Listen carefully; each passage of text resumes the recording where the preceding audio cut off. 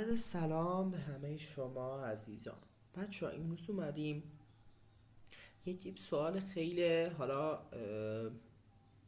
حالا پرتکرار در آزمون های چند دوره اخیر رو که حالا احتمال اومدنش توی آزمون تریوس هسته رو با هم دیگه بررسی میکنیم. که اینجا ازمون میخواد میگه اگه از اینجا شروع کنیم به هر سم بریم و چند شکل میتونیم اسین رو میتونیم بنویسیم. میتونیم اینجوری بریم، اینجوری بریم، به هر شکل میتونیم بریم. ولی حالا اگه اینا رو حساب کنیم دونه دونه خیلی وقت میگیره بچه. یه راه خیلی ساده از ای اگه بخوایم بریم سمت اس فقط دو تا راه هست. اس هم حالا اگه بخواد بره جلو دو تا راه داره. پس چی میشه؟ دوی ضرب در دو. دوی اولی از اس ها، دوی دومی از آی ها.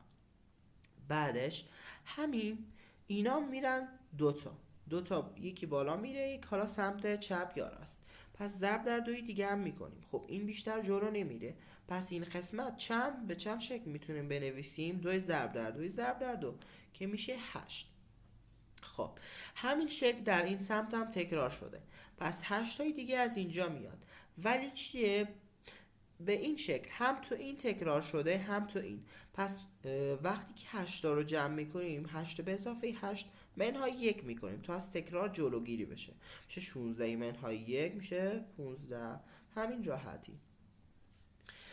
خب بریم سوال بعد. سوال بعدی چیه؟ گفته 1 2 3 4 5 رو به چند شکل مختلف میتونیم اینجا بنویسیم. بچه ها دوباره چیه؟ همینجوری ما میتونیم اول اینو با 4 قسمت تقسیم میکنیم.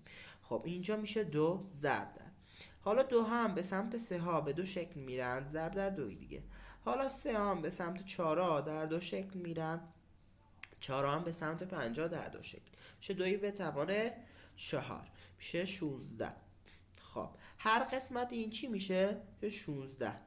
خب اینجا پس چند تا 16 داریم؟ 4 تا. 4 ضرب در 16 که میشه 64. خب چند تا تکرار داریم بچه ها؟ اینجا دوبار تکرار شده، اینجا هم دوبار تکرار شده، اینجا و اینجا. پس منهای 4 میکنیم. پس در مجموع به 60 شکل میتونیم اینجا 1 2 3 4 5 رو بنویسیم. همین راحتی.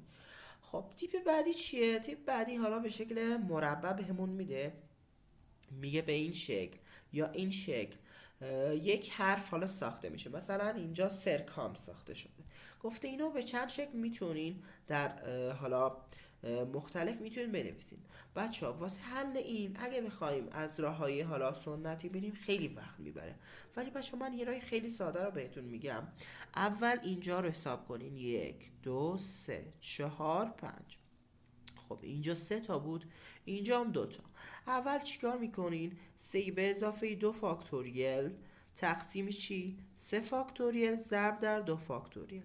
فقط همین. اینو محاسبه کنین. تعداد راهایی که میتونین اینو بنویسین سرکان رو حساب شده. میشه 5 فاکتوریل تقسیم 3 فاکتوریل ضرب در 2 فاکتوریل. اینجا میشه 4 ضرب در 5 تقسیم 2 میشه 10. میتونیم به 10 شکل اینجا سرکان رو بنویسیم. سوال بعدی شکل تیپ متفاوت تر از اینه. اینجا ازمون میپرسه هایریه رو میشه به چند شکل بنویسیم که حالا از H شروع بشه و به E ختم بشه. دوباره بچه ها حساب میکنیم. 1 2 3 3 تا اینجا هست. 1 2 3 3 تا هم اینجا. میگیم 3 به اضافه 3 فاکتوریل تقسیم 3 فاکتوریل ضرب در 3 فاکتوریل. از اینجا میشه 4 ضرب در 5 ضرب در 6 تقسیم 2 ضرب در 3 که این با 6 خط میخوره میشه 20. به 20 شکل اینجا میتونیم هایریه رو بنویسیم.